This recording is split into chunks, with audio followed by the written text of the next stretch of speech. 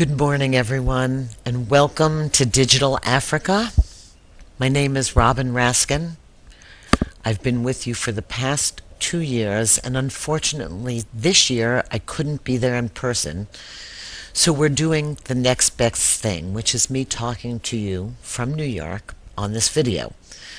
I want my comments to be brief, but I want to point you towards a direction of what's happening this year that I believe Africans should be paying attention to. So in addition to your concentration on the Internet of Things, I want to talk for a minute on the 5 tech trends that I think will affect Africa the most this year. Those are robots, digital health, wearables, virtual reality, and machine learning.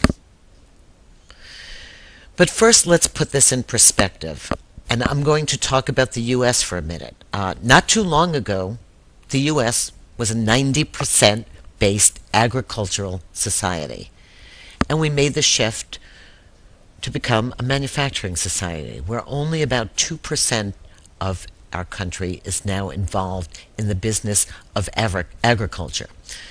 Fast forward, and we're transitioning again from a manufacturing society to an information society. The transition this time involves the digitization of everything, and jobs will change just like they changed from agriculture to manufacturing. The internet economy requires the same shift as we shifted from farmers to manufacturers. New skills, new jobs, and new education. And the same goes for Africa.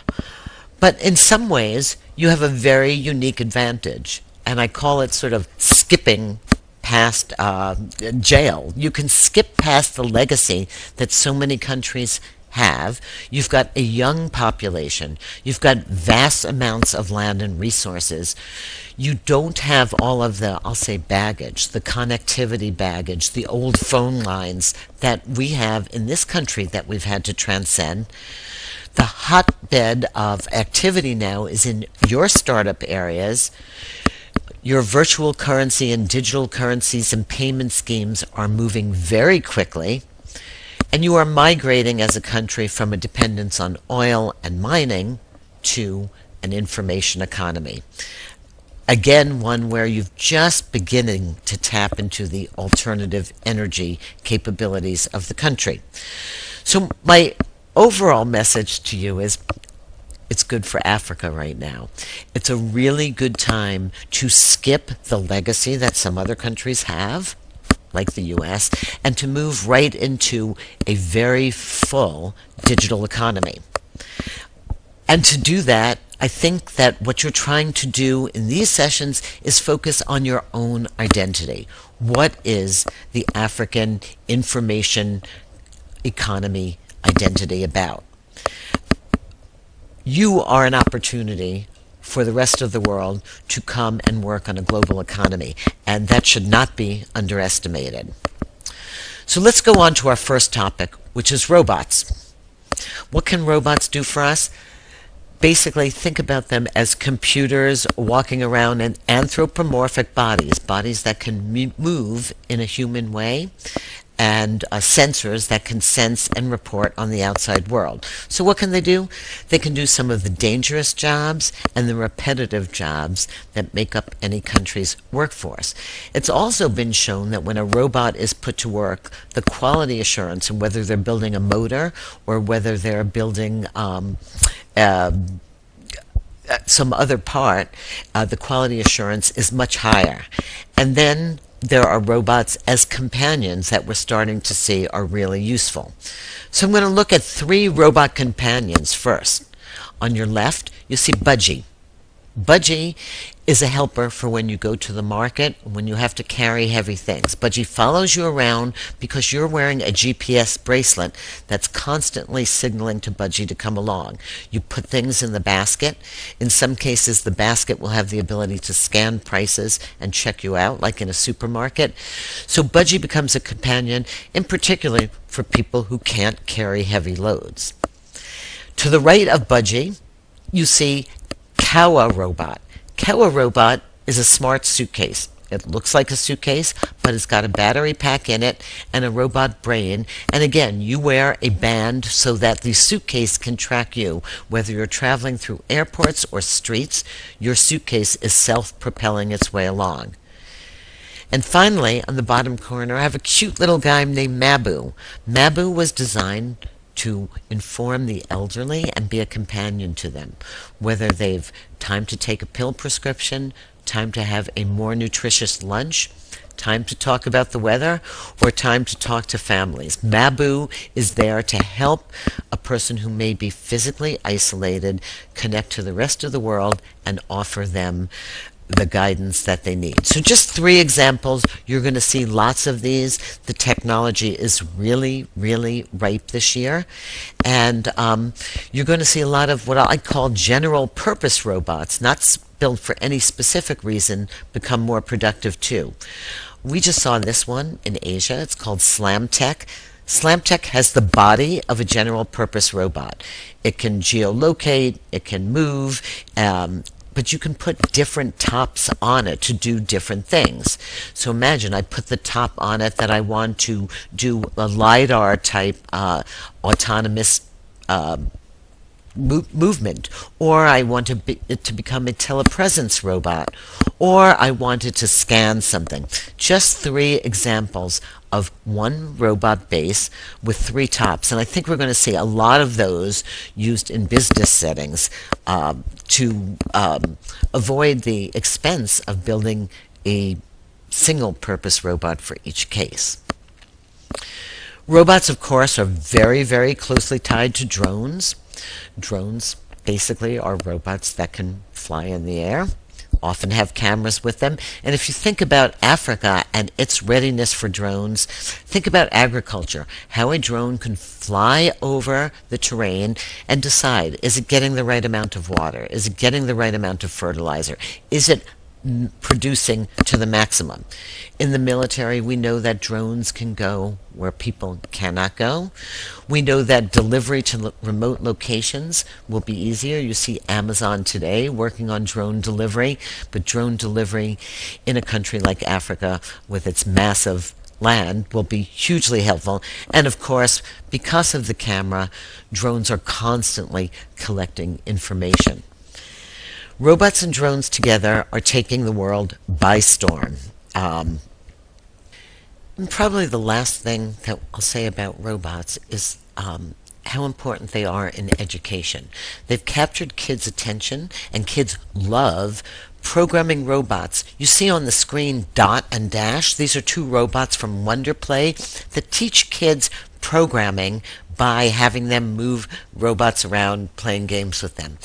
As a matter of fact, I came back from Shanghai, where we did a robot fashion show showcasing the new robots, and you can see that people love robots. They're celebrities.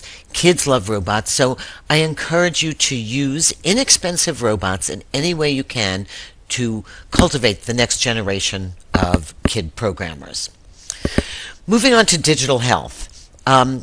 I want to talk about digital health in 3 distinct areas. The first one being the telepart. The fact that the doctor can't always be there every time you need them. But what happens with digital health is that you've got continual monitoring of conditions, whether it's prenatal, whether it's aging, and you've got remote diagnostics looking at this. So the doctor doesn't need to know every time you've checked your heart rate, but what the doctor gets notified is if there's a spike in heart rate.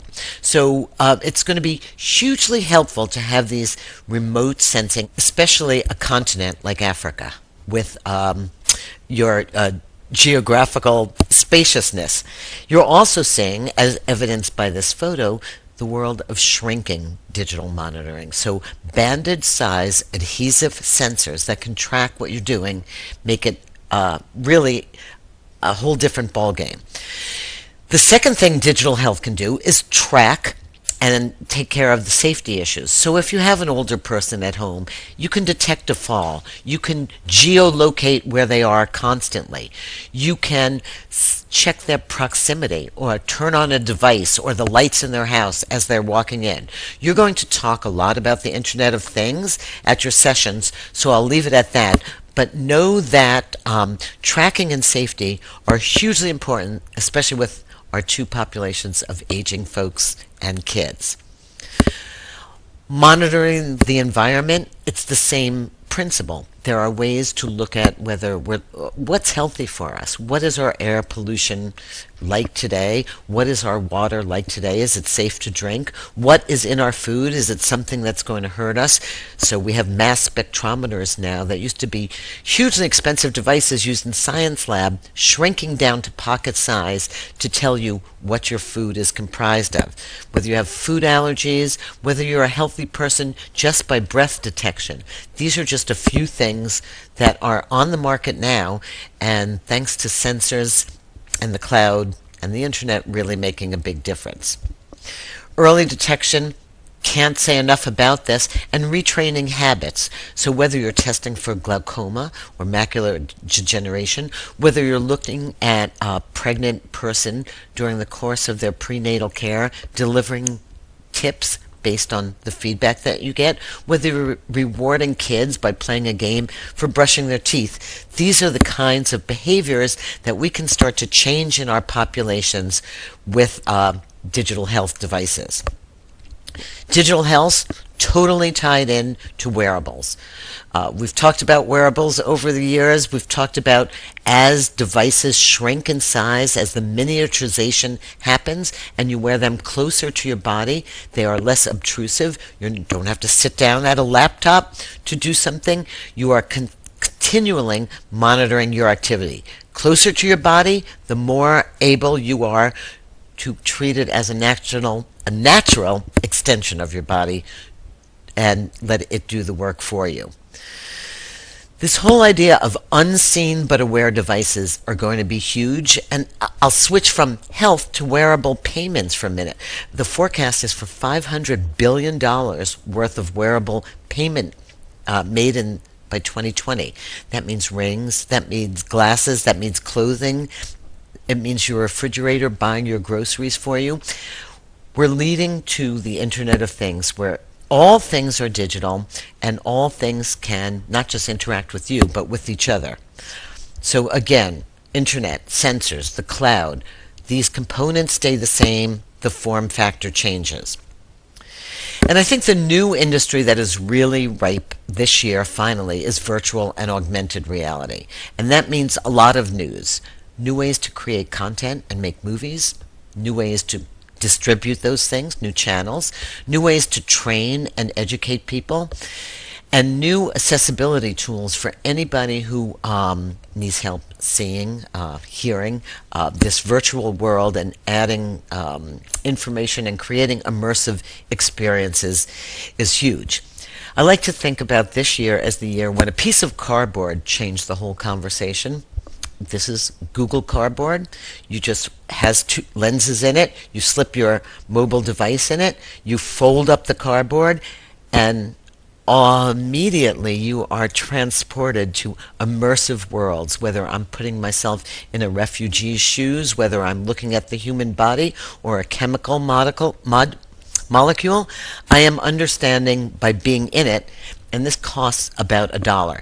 So yes, you have Oculus, and yes, you have a HTC Vive and a lot of virtual reality gear coming out, but children can have this wonderful experience for about $1 that's completely immersive and can pave the way for what will be. And finally, my last point, and probably the most profound point, is machine learning. What's machine learning? It's not just that you are now teaching the computer, because we've taught the computer, this is my spreadsheet and this is my document, but when the machine is smart enough to infer from what it knows and make new inferences and new decisions based on input, things are going to change in a really fundamental way. And I'm going to talk about IBM Watson for a moment and cognitive computing.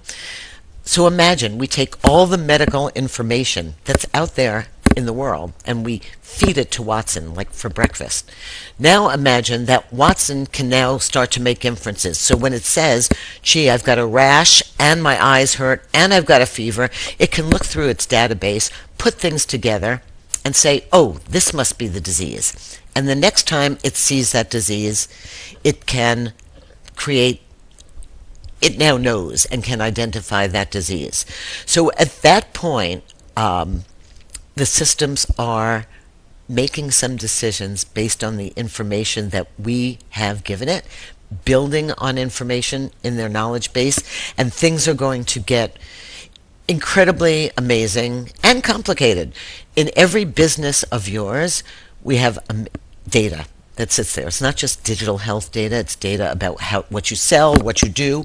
We're not mining that data for enough information, and that will change. And it's such a profoundly scary thing and such a big change that actually Elon Musk has an AI gym now where he is teaching, not gymnasts, but programmers of robots to bring out the best behaviors in their robots. So how can you help a robot make a good inference? How can you help them detect a student's performance based on all other students' performance and find out where they're going to fail? These are the questions that we're going to be asking as Watson, as other cognitive, Wolfram is another company to watch, as these companies look across all the data that we have coming in and do the heavy work of analysis and inference for us. And that sort of sets you up to talk about the Internet of Things and the digitization of everything. I feel like we're kind of living in a sci-fi world that we all thought about when we were kids. But again, I think it's really a huge opportunity for Africa because of a number of reasons to take these trends and really embrace them. I wish you good luck at your conference, and I hope to be with you again next year.